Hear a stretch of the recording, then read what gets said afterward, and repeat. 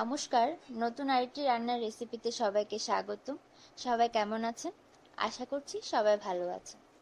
বরাবরের মতো আবার আরেকটি রেসিপি নিয়ে চলে এসেছি। আজকে আমি দেখাবো ঝটপট কিভাবে বিকালের নাস্তায় বা হঠাৎ বাসায় মেহমান আসলে কিভাবে অল্প সময়ে সুন্দর একটি নাস্তা পরিবেশন করা যায়, সেই রেসিপিটি আজকে আপনাদের সাথে শেয়ার করব। আর এটা বিকালের নাস্তায় বাচ্চাদের জন্য খুবই লোভনীয় একটা খাবার হবে। আশা করছি বড় ছোট সকলেরই খুব পছন্দের হবে।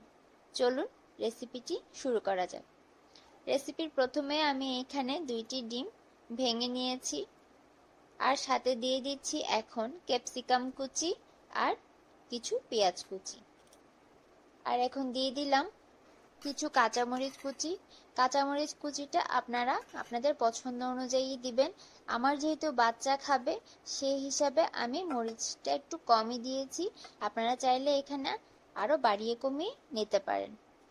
এখন আমি সবগুলো উপকরণ খুব ভালোভাবে মিশিয়ে নিয়েছি। এখন দিয়ে দিলাম স্বাদমতো লবণ আর সামান্য বেকিং পাউডার। আর এখন দিয়ে দিয়েছি 1 কাপ চালের গুঁড়া আর 1.5 কাপ ময়দা দিয়ে আমি এখানে এখন নর্মাল জল দিয়ে খুব ভালোভাবে একটা ব্যাটার বানিয়ে নিব। তো এই উপকরণটি খুব বেশি পাতলাও হবে না, আবার খুব বেশি ঘনও হবে না। আমি ঠিক কতটুকু নরম করব সেটা আপনারা ভিডিওটা দেখলেই বুঝতে পারবেন। ওই হিসেবে আপনারা জলটা দিয়ে নেবেন। তো আমি আস্তে আস্তে অল্প অল্প করে জল দিয়ে সম্পূর্ণ মিশ্রণটা করে নিচ্ছি। আমি বলার চাইতে দেখে বুঝতে পারবেন ঠিক কতটা ঘন রেখেছি আর কতটুকু পাতলা করেছি। এই যে দেখতেই পাচ্ছেন আমার ব্যাটারটা রেডি। এখন আমি এখানে দিয়ে দিয়েছি কিছু ফ্রোজেন করা ধনিয়া পাতা। যেহেতু এখন ধনিয়া পাতার সিজন না, আমি ফ্রোজেন করে রেখেছিলাম, ওখান থেকে দিয়ে দিলাম। আপনাদের হাতের কাছে যদি না থাকে তাহলে এটা স্কিপ করলেও সমস্যা নেই, তবে ধনিয়া পাতাটা দিলে এর ফ্লেভারটা এটার সাথে খুব ভালো লাগে।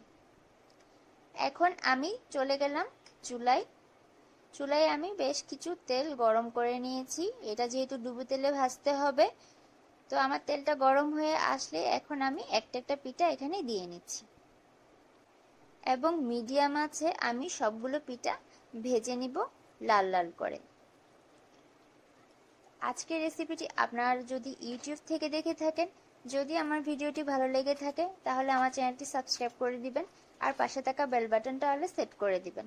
এতে করে যখনই আমি ভিডিও আপলোড দিব তখনই আপনাদের কাছে নোটিফিকেশন পৌঁছে যাবে। আর যদি আমার ভিডিওটি আপনারা ফেসবুক পেজ থেকে দেখে থাকেন, যদি ভালো লেগে থাকে তাহলে আমার পেজটি ফলো করে দিবেন, লাইক কমেন্ট শেয়ার করে সাথেই থাকবেন। কথা বলতে বলতে আমার পিঠাগুলো ভাজা হয়ে গিয়েছে। দেখুন আমি একদম লাল লাল করে ভেজে নিয়েছি। এখন আমি বাদবাকি সবগুলো পিঠাই আস্তে আস্তে ভেজে নেব। তো চলুন, পিঠা আমার সম্পূর্ণ তৈরি।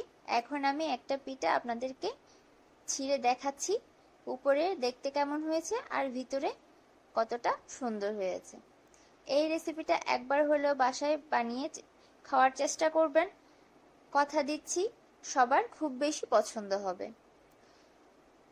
আজকে এই পর্যন্তই। পরবর্তীতে নতুন কোনো রেসিপির রিকোয়েস্ট থাকলে সেটা আমাকে জানাতে পারেন, আমি করে দেখানোর চেষ্টা করব। সবাই ভালো থাকবেন, সুস্থ থাকবেন। নমস্কার।